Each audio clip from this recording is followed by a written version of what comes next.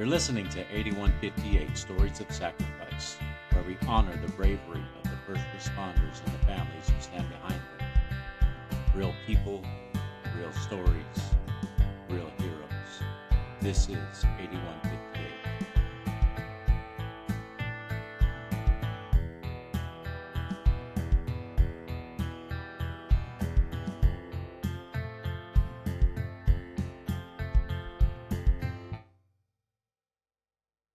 Welcome back, everybody, to another episode of 8158 Podcast, Stories of Sacrifice. Today's guest, we have Janeen Baggette, and she is a former combat veteran, and she does other wonderful things, and I will let her tell her story about what she does and why she does what she does. How's it going, Janeen? It's good, buddy. How are you? Fantastic. It's been a long week, but I'm a truck driver by trade, and we do the podcast in honor of my cousin, Bill Butler. We also have a foundation in his name that we started, and it's all volunteer based with our board members, and we offer help to first responders and military veterans. It's very, very new, so we're just trying to build up funds for that.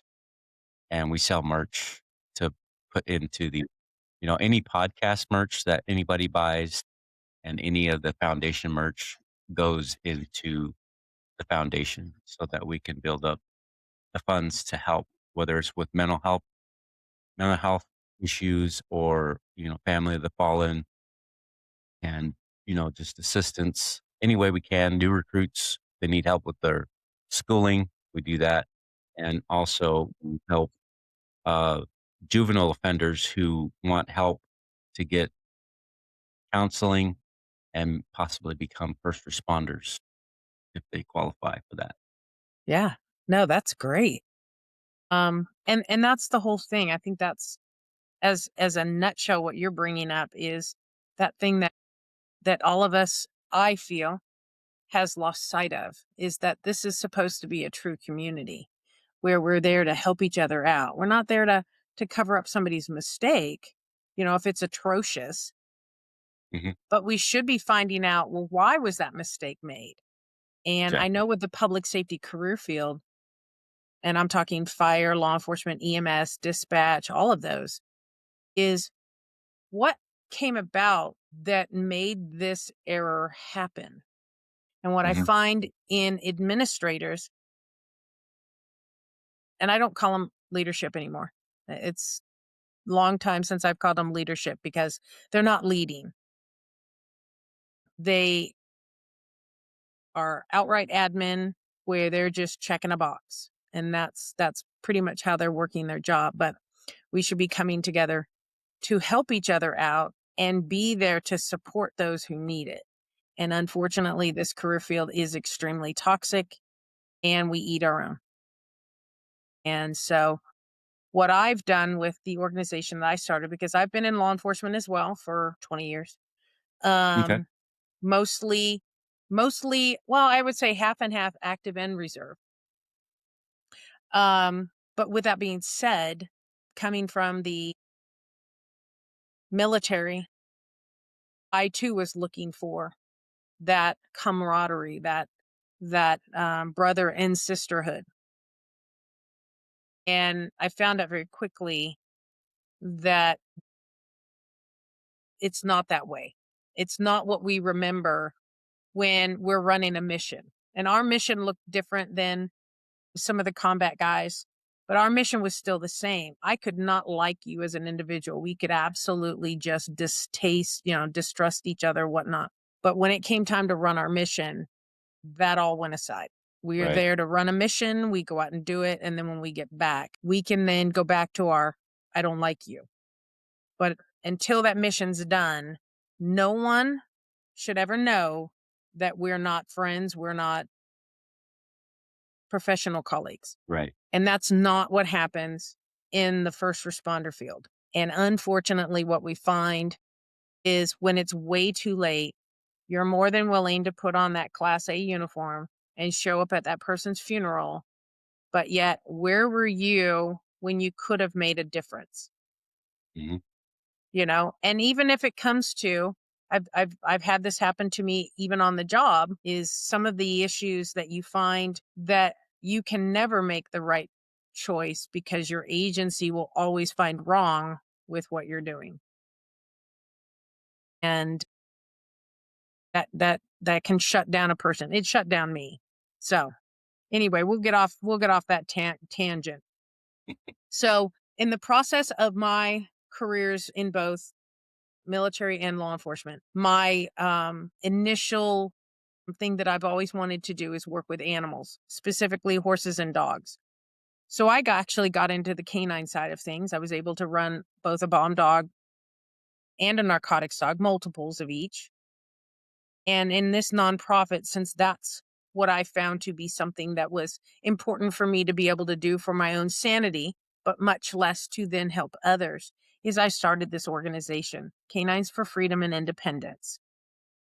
It is an organization that where we take predominantly rescued dogs and we train them as critical incident response team canines.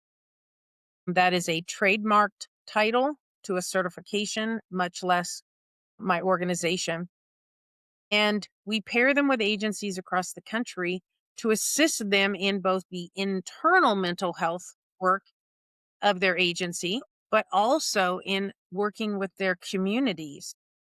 And these dogs are specifically trained to engage with humans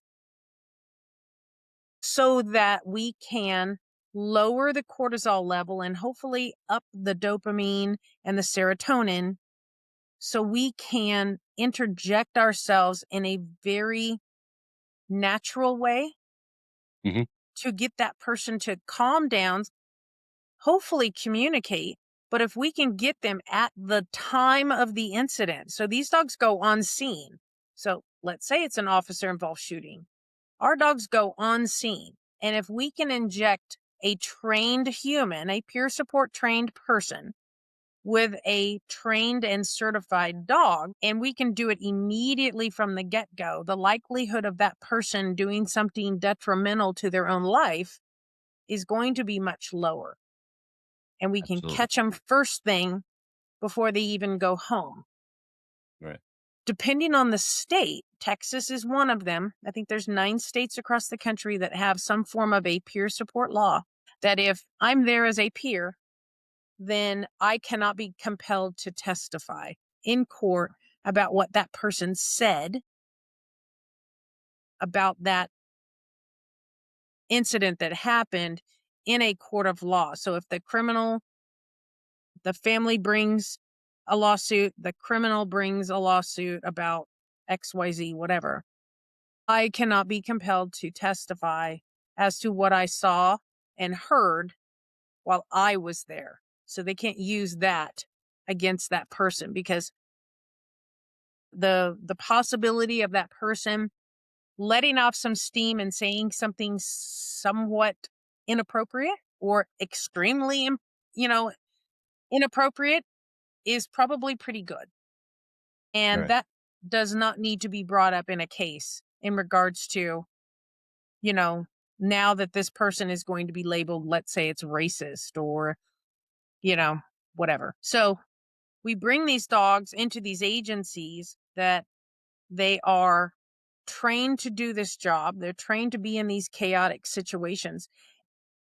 So we do this so we can hopefully have a an avenue of lowering that possibility on that first night because that's typically when things are going to go south for an individual is the first night after something bad has happened.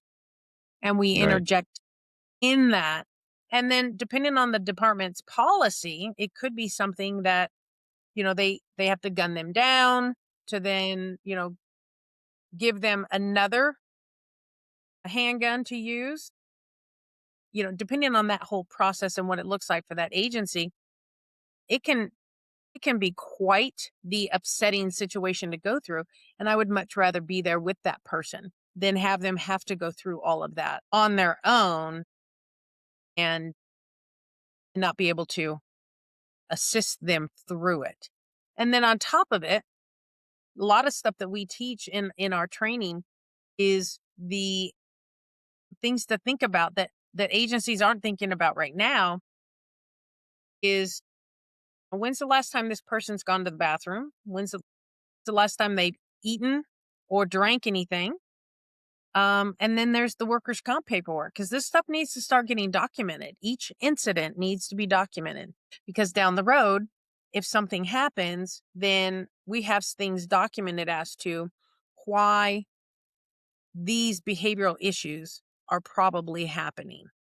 And at least we understand how many times this person has been exposed to some sort of traumatic event. And the agencies can start to put those numbers together and keep an eye on these people that are unfortunately seeing maybe more than normal for their agency or whatnot. So they can start to track these things because right now, unfortunately, the position that we're in is we are We human. are All of us human. are All of us. human, but we're expected to act perfectly as a human, which that's impossible perfectly in every situation, and especially in the situations that we get thrown in that are completely imperfect. And yet, when you don't do something perfectly, they think that they can just write you up and that's going to cover their butts in regards to any suit that might come up.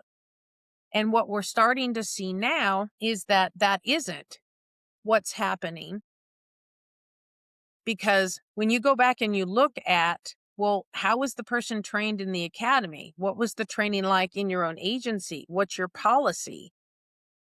Did you do or have you done continued training?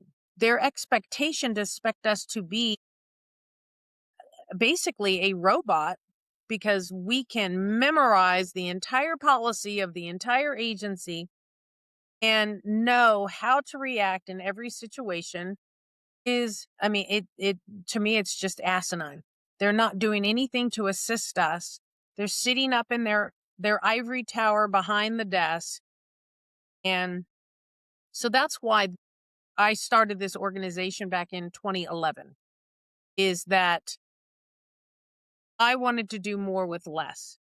It was one thing when I was doing handicapped service dogs, and that was one dog, one person. But I felt the need I needed to do more. And so that more is one dog goes to a handler and then they can help a multitude of people. Even if it's just for a short time frame, we can do that to help let off the steam of that pressure cooker because we don't know what that person is going on at home because we've not invested in our people. You know, admin don't invest in their people. They invest in them when it's way too late. And in that same sense that we're now struggling with our retention, and the retention issue is causing a recruiting issue. Because once an agency is known for treating their people like crap and people are leaving, you're not going to be able to recruit anyone Right. to fill those spots, which then is that vicious circle of people now are leaving more and you can't fill those spots, which is causing more and more stress on those that are still there. So, this is a piece of the puzzle. It is not the answer. No one thing can be the answer to what we try and do to protect our first responders from the day to day stresses of the job. We know we signed up for it. That's a no brainer. But it's how we react to those stresses that can help a person survive the career field without doing damage either to their own personal lives or even to their professional career. And the agencies aren't doing much about it to make sure that that is attainable within what they have the ability to do. Mhm. So that's why I came up with this organization. It's growing, it's doing great things.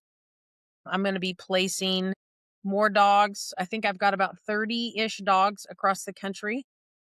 I do have one in Kentucky Okay. and let's see, New York, Delaware, Minnesota, Kentucky, Kansas, Missouri, Oklahoma, Texas, California, getting ready to place one in Illinois because God forbid those people need it badly. Amen. And I'll be placing more soon in California, but it's growing. It's becoming more of an essential tool that is absolutely needed. And then what I also do, and I'll be doing this the last week of this month, I'm going to Boston to teach, to get the word out more as to here's the behind the scenes things in regards to federal law, case law, and whatnot that affects any type of public safety canine. And so that's also part of the mission, is teaching them this is what you have to do to maintain the industry standards on the canine side, so we can mitigate also the access that people will have to successfully be able to sue an agency, because that's the last thing we need. Mhm. So, education, we do seminars, and then I also place dogs. So, a little bit of everything. And it's surprising to see that once people understand that these are professional dogs, it's not just a friendly dog that you cut loose in the agency and it gets to run amok, or that because I'm up here, I am from this, career field. I get it. In my sense, I get what you're saying in regards to the things that you've gone through and the stresses. I've not been through your situation, but I can appreciate it because of my experiences in my own career that is law enforcement. And they'll open up to that. And then what we're finding out too is there are individuals that may not even be on your radar. And it's happened at a number of the different agencies, is you'll have a person call the office where the handler works and say, "Hey, are you going to be around today? I need me some," and then name the dog.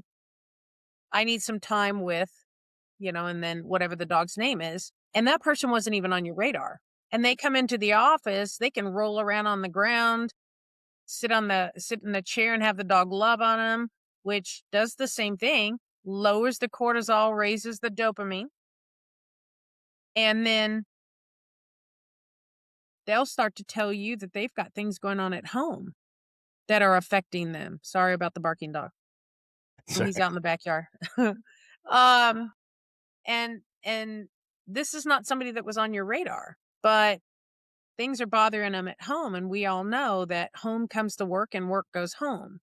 right. So, no, it's not directly related to the job in a sense of it wasn't an on the job issue, but why not catch it before it becomes an on the job issue? So, these are ways that we can interject ourselves without it being um a form of interrogation. And some of the things I teach too to these administrators is, why aren't you? And I'm talking middle management up. Why aren't you? When a mistake happens, why aren't you going to this person and saying, "What happened?" You know, just tell me, your thought process, your, whatever, and then decide, was this an intentional error? Or was this a mistake because of, wasn't trained properly, communication didn't go right, something else? And then take that path and go, okay, so if this is intentional and you decided not to do it this way because you just didn't feel like it, or you thought that the policy was stupid and you were going to do it your way. Okay, that's a different avenue to go down. But if you weren't trained, or you made an immediate reaction and it wasn't that you decided to make the wrong choice, but it's just something that happened and it ended up not going well, or you, whatever that is, that should be a totally different avenue of, we don't write this person up. What could I have done as an administrator, as a sergeant, as a whatever? What could I have done that could have prevented this Mhm. education wise? And so there's this whole other side that they're not doing because they think if they just write you up, it's going to fix the problem. And yet they still don't train you on what they wanted you to do, but you get written up for it. So the thing that I'm starting to see is as agencies are thinking that putting a dog in their agency is probably a good idea, you're starting to see that agencies are looking at alternative ways of dealing with things. Their minds are opening up, their opinions are changing. And for me, it's just a little piece of the pie of trying to make this job overall healthier. It's already dangerous enough. Mhm. But if you're putting your employees in a position of second guessing themselves, you're literally putting your employees in the position of that fraction of a second reaction that could get them killed. And so for me, this all goes together. It's not all about dogs. This is my avenue. This is the gift that God gave me to assist my fellow first responders with. And if I can do that and it kind of opens up this whole other conversation, so be it. Like, So that's why I'm doing what I'm doing. I have a number of other professionals that are friends of mine that I talk to, that I collaborate with, and that's what okay. it's supposed to be. Our handlers that are across the country, they all collaborate with each other. We're building back what the unfortunately I see it is kind of BS is the thin blue line thing. Whereas, oh, we're a family, we're a thin blue line. I'm sorry, that's complete bullshit. Mhm. That's a That's a motto that's thrown out that is fake. Because if it was just that, then you would be assisting your colleague if they're of equal rank, or even if it's a rank above you. We would all have that mentality of being able to work together, being able to talk, educate, help, because in a sense, what you're doing to help them down the road is going to help you. Right. And it's not happening. So this is my way of literally getting 4 feet in the door versus just one, Mhm. and hopefully changing some minds about how to communicate, how to assist those that are struggling, and to be there when it counts before the funeral. So that's why I do what I do. I don't know if you have particular questions about some of the stuff that I do, but uh, So, what is the name of your organization so everybody knows? so it's Canines for Freedom and Independence. So it's K the number 9. And that's what we use because we're using a lot of it's meant to encompass both animals and all of the public safety. Okay. And how do you guys get the funding for this? Is this a voluntary thing? Do you take donations? How can people reach out to you to help you further your organization? Yeah. Um we are a 501c3 both Hmm. within the state of Texas and federally. We love taking donations. If it is, speaking engagements where we're paid to do that, that's fantastic. We do ask the agencies to donate to the training and time and the money that I've put into the dog. We don't we don't charge for the dog, but we try and get our to cover our costs Hmm. that we're putting into a dog that they are getting. Much less the cost that it takes for me to deliver the dog and remain there because we do training for 5 full days, one dog, one handler, and we train with them all day for 5 days before we leave them. So, yeah. So that's how we do it. We're looking to hopefully expand. I'm definitely wanting to put in a training building. I've got 4.5 acres that, I want to do events out here, whether or not it's for any of the first responders, anything that we can come up with. I'm game to do all of that. And, looking for foundations that want to support an organization like us that can see the worth in a sense, we're taking a throwaway animal, a dog that's been thrown away and is in the shelter at risk of being euthanized. Luckily, rescue groups get them. And so I get them from the rescue groups. And then we're rescuing the rescuers. And so our motto is so that Four Paws opens doors and minds, because we're trying to open these doors of communication and open the minds of individuals of how better we could make this career field by communicating better, by treating each other better, and by supporting each other better. Absolutely. I know, I just had a off-duty interview with somebody who was a guest on my, podcast on the 1st or 2nd season that we had. He is a firefighter, and he is from Arizona, Phoenix area, and Huh. he was a of the Palisades fire. They sent him over to the Palisades, Wow. and, their part of their job was after they put out the fire, they were gonna look for hot spots and look for bodies. Yeah.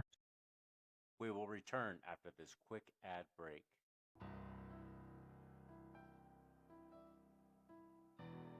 The William H. Bill Butler Jr. Foundation is on a mission to honor first responders and support those who serve.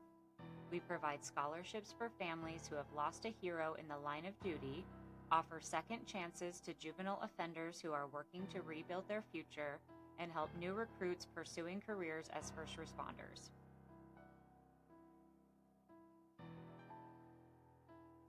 Through generous donations and the sale of merchandise, we're building a community that uplifts, empowers, and creates lasting impact.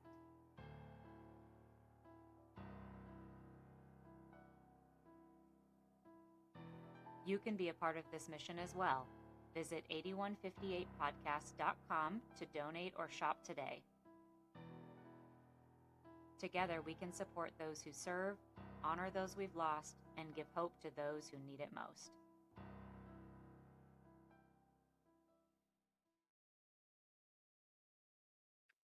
Behind every badge is a story, and behind every story is a sacrifice.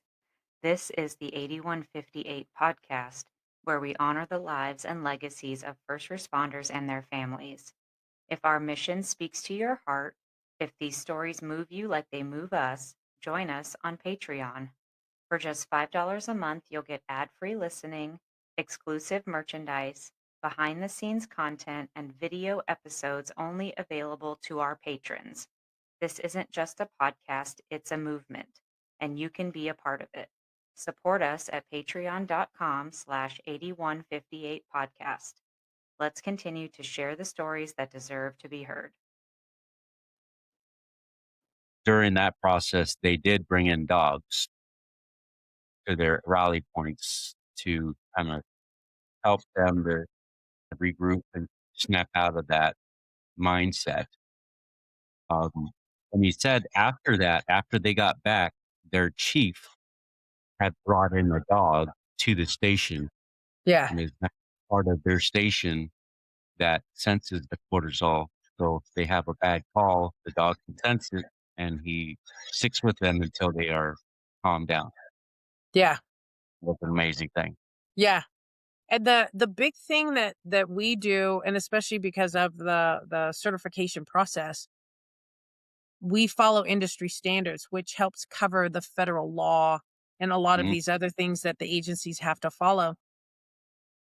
For the certification, though, you as a human have to have a certain amount of peer support training, because if you don't know how to communicate with someone who has been traumatized, and I've seen it and I've heard it, you can do devastating things to that human by something stupid that you say. And I know in some locations, and I don't know, if it was there at the Palisades or not, they had these civilian therapy dog groups come in, and unfortunately, the dogs weren't trained Mhm. to deal with these types of situations, and the humans had no peer support training, Wow. and it was causing a lot of problems. Yeah. And it happens all over the country.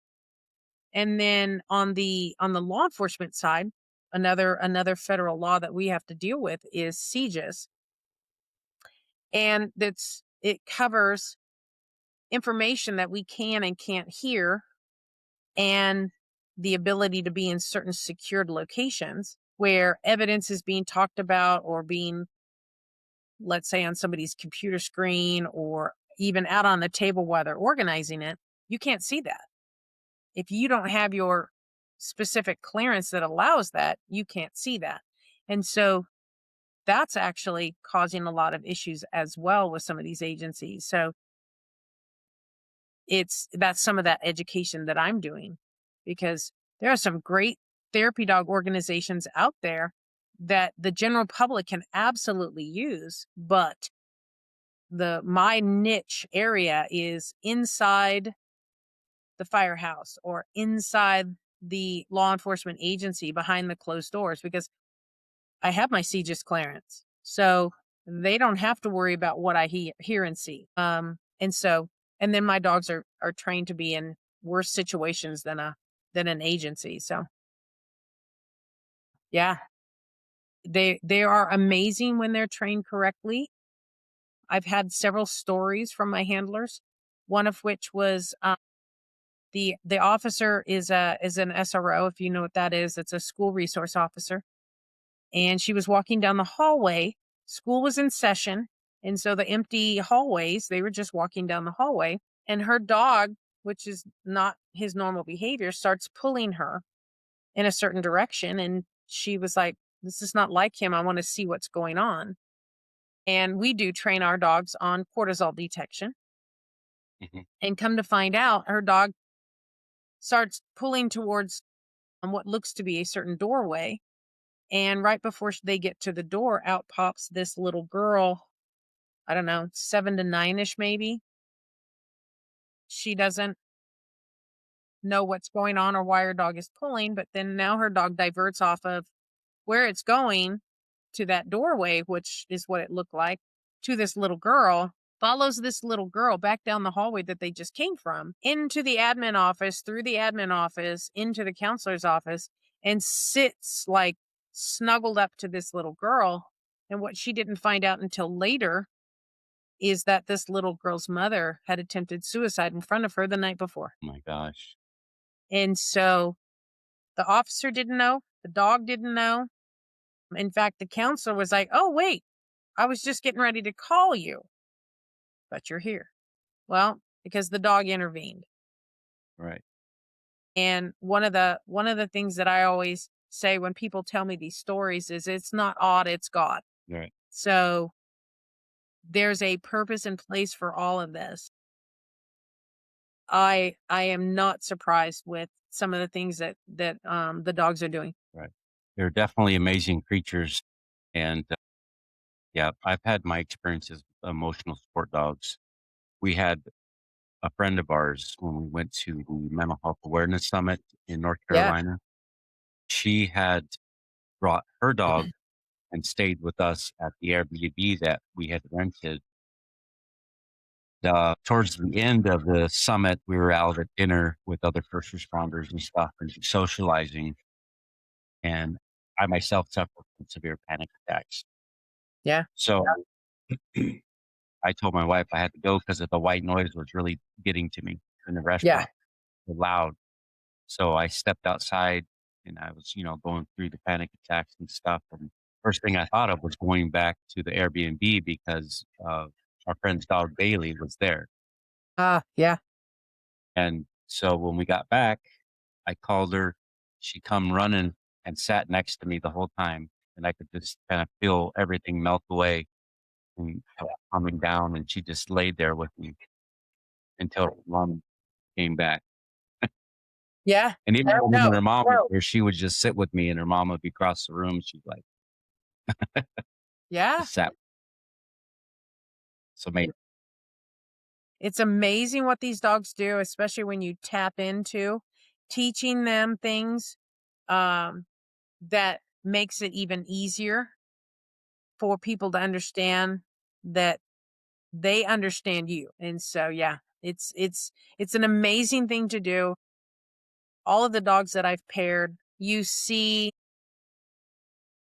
the interactions between the dog. You see, even if it's just for a fraction of a second or a couple seconds or a couple minutes, you get to decompress that pressure cooker. And that could be just enough because you don't know what's going on inside that person. It could be just enough to prevent them from doing something that is permanent. It could give them just enough of a reprieve so they can breathe, and it just diverts their brain off of. And every little interaction helps out just a little bit more. But again, it's not the answer to all of the problems, but it is a piece of the puzzle. And you've got to try and figure out what works for this person. And I use that analogy a lot when it comes to dog training. You have people that say, this is how this dog needs to be trained, or all dogs need to be trained. And it's like, well, then how can you say that? Because not all dogs learn the same, just like humans.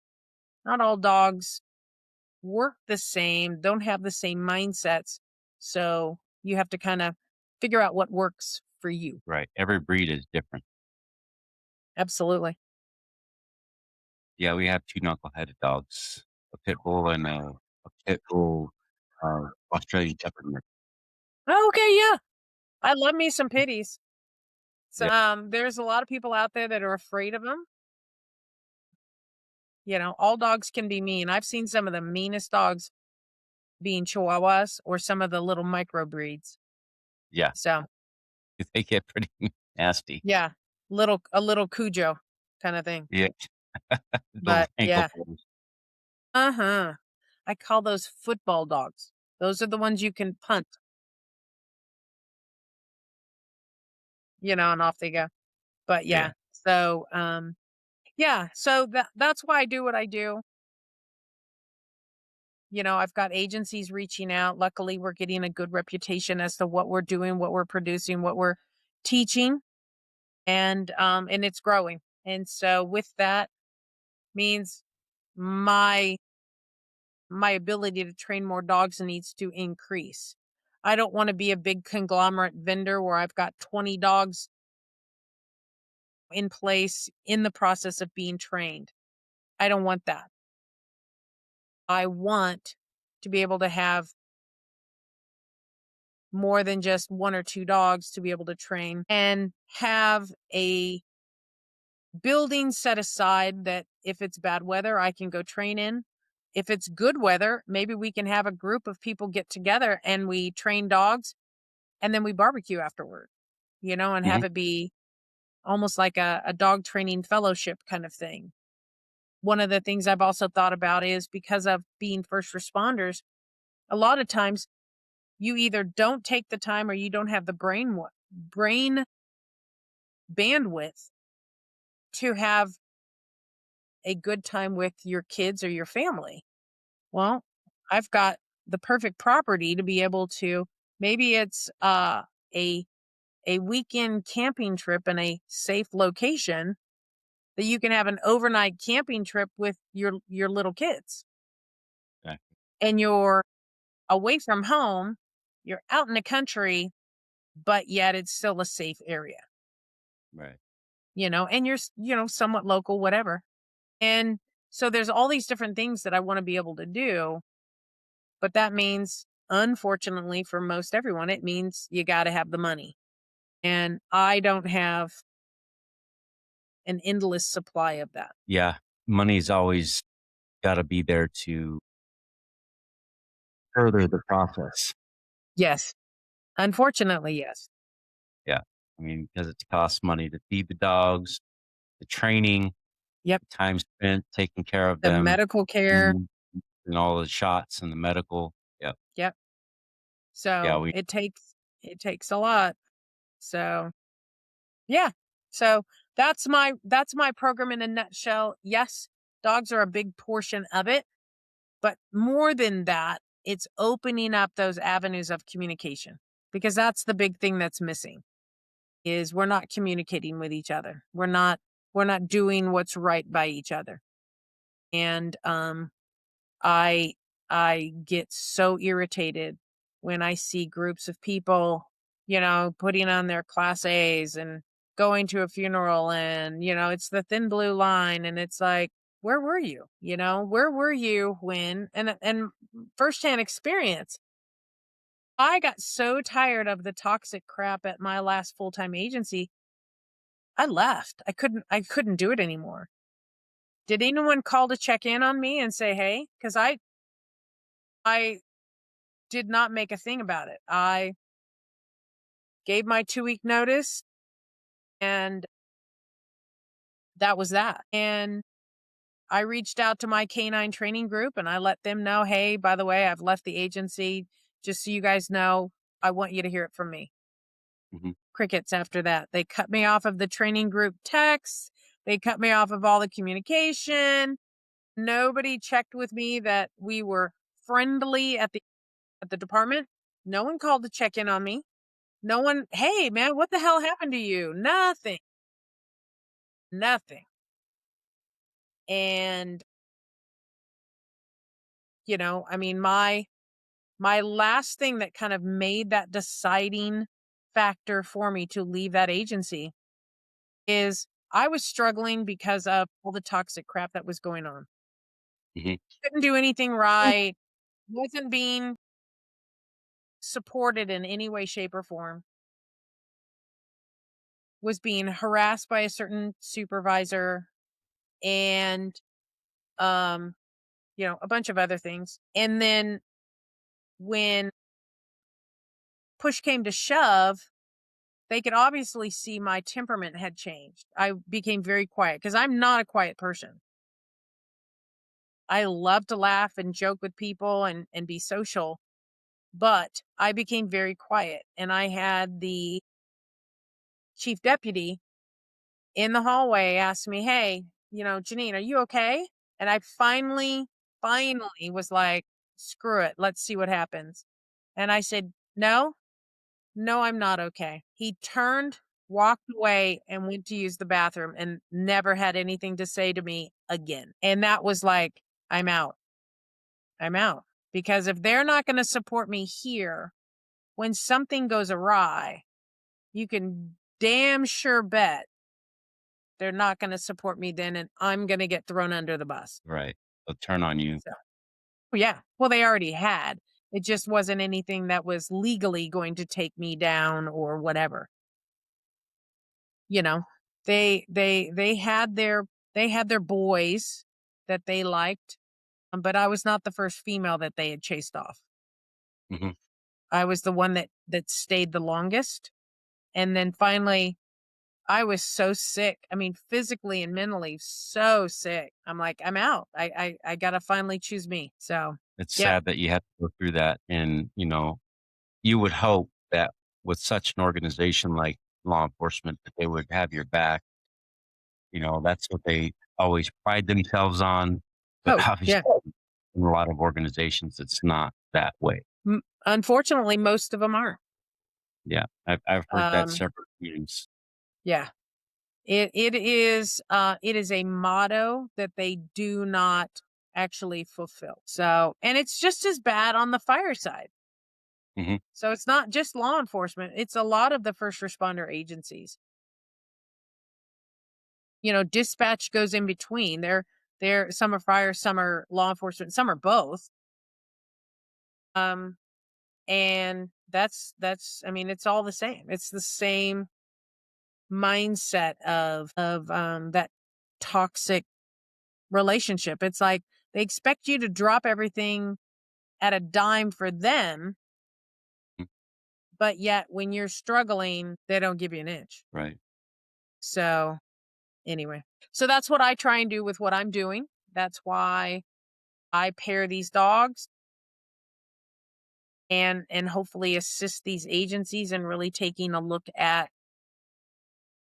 adding another tool to their toolbox in regards to the wellness stuff. So, and it absolutely helps. Absolutely, without a shadow of a doubt. And when you get a good agency administrator that believes in it, I mean, it can flourish. Imagine. Uh, Now, do you take on volunteers? Obviously, you want professionals and people who are first responders who know the job, Right. but do you take on volunteers? And if you do, how can they go about volunteering? Yeah. A multitude of ways. Whether or not it's, coming out and helping me with the training of the dogs if they have that background. Mhm. There's always work that needs to be done around the property. There's always things that I need help with. Let's say if I'm doing a seminar or if I'm going to be speaking at a different event, Mhm. you know, even meeting up because you never know where some of these people are. I might be coming to your area. Yeah. So, it's definitely something that we can see if you want to learn how what we're doing and maybe take that back. If there's that kind of support, I mean, yeah, the financial support is huge in helping us get out to other locations to do more training and more education. And so there's that as well. Even if it's something that I'm coming to your location already, or maybe you want me to come out and speak and talk to your organization or whatnot, then I mean, we'll take something as simple as, and I've had agencies do this, is they've got relationships with businesses in the area, and it's maybe it's a gift card to eat while I'm there. So I'm not taking money out of the nonprofit to use more money on what I'm doing because I'm representing the agent or the organization at the time. There's all different sorts of things. I do have on Amazon, I'm still putting more things on it, a wish list. So there's dog food, there's things like that. Yeah.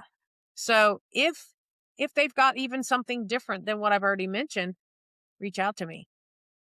My information's out there. The website has phone number, email, any way you want to. We're on Facebook, Instagram, LinkedIn. I mean, we're on so many different. Shoot me a message or a text and let's talk. I'm more than willing to try and do what I can to support you guys. And if it can be a mutual thing where we help each other, then so be it. I mean, that's what I'm trying to do. I'm big on collaboration. I'm big on trying to help each other out because that's what it's supposed to be. It's supposed to be that kind of a family that we are supporting each other through something difficult. Awesome. Now, can you go ahead and plug your foundation and give your email so that people can get in touch with you? Sure.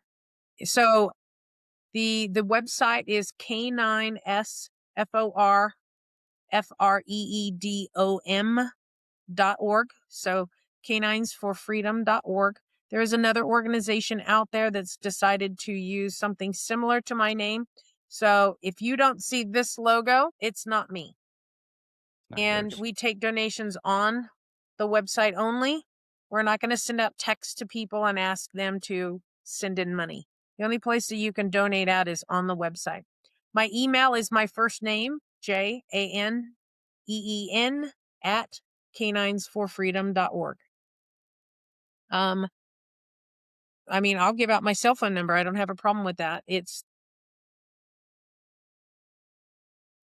so you can text me, you can call me on that.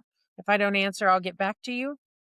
And yeah, I mean, we're out there. We're doing a lot of good things. We are supporting. I don't care, first responder, anything. That to me Mhm. doesn't matter. Doesn't matter if you're sworn or not either. We've got handlers that are not sworn. And the thing that we're looking for, though, is the dog is going to the agency. The agency owns the dog, and that the employee is an employee of that agency. Those are the two big things we look at Okay. because, there's going to be a time and place. Dispatchers are going to need that support too. They hear and see some things that is very disturbing, and they're seeing it from a unique aspect. The firefighter guys, they're seeing some things that are different from law enforcement as well. And then the law enforcement side, they've got, a little bit of a unique situation as well as taking on the criminal, but then dealing with other things as well. So it's one of those things we all have to try and work together to support each other.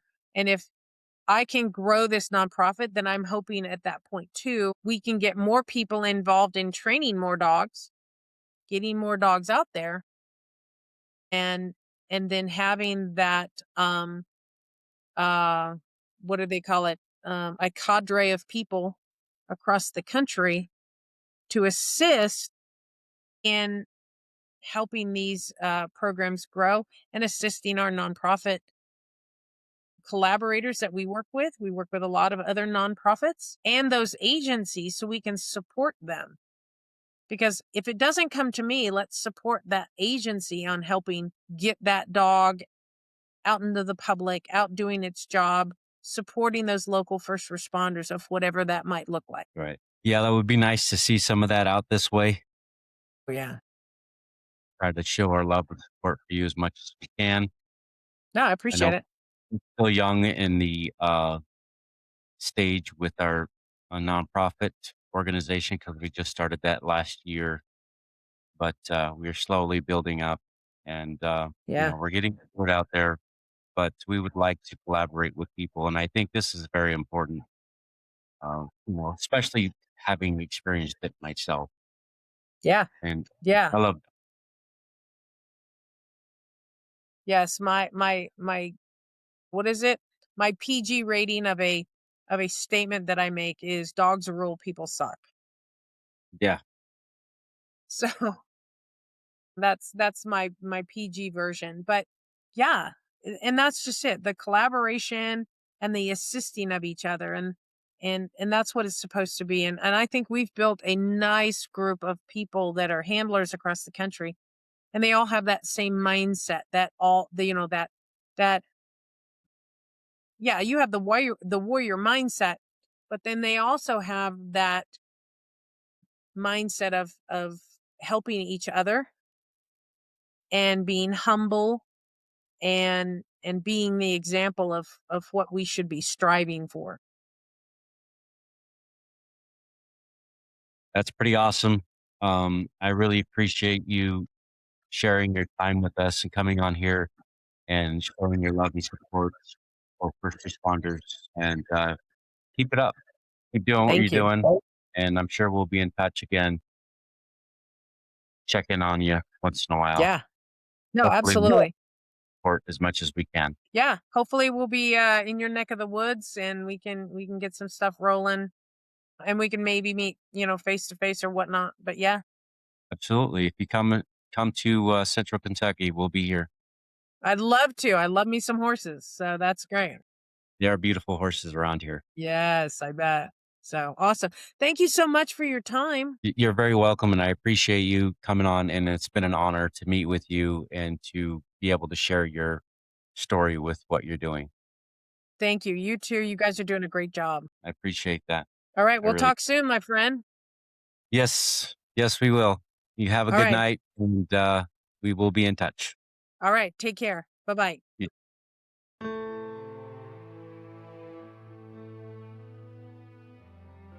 Thank you for joining us on 8158 Stories of Sacrifice. Every story we share is a tribute to the courage and resilience of first responders and their families. If this episode impacted, encouraged, or inspired you, please subscribe, leave a review, and share with someone who supports first responders. Follow us on all social media platforms at 8158 Podcast for updates. 8158 Stories of Sacrifice is a team effort. Rico brings the stories to life through casting, writing, original music, and editing. Brianne Shipley as production manager, handling booking, social media, graphics, promotion, marketing, website management, and logo design. Please visit our website at 8158podcast.com. For questions, collaborations, or to share your story, our email address is contactus@8158podcast.com. Until next time, let's continue to honor the legacies and remember the sacrifices of those who serve, every brave man and woman on the front lines, protecting and defending us all. This is Rico signing off and honoring 8158.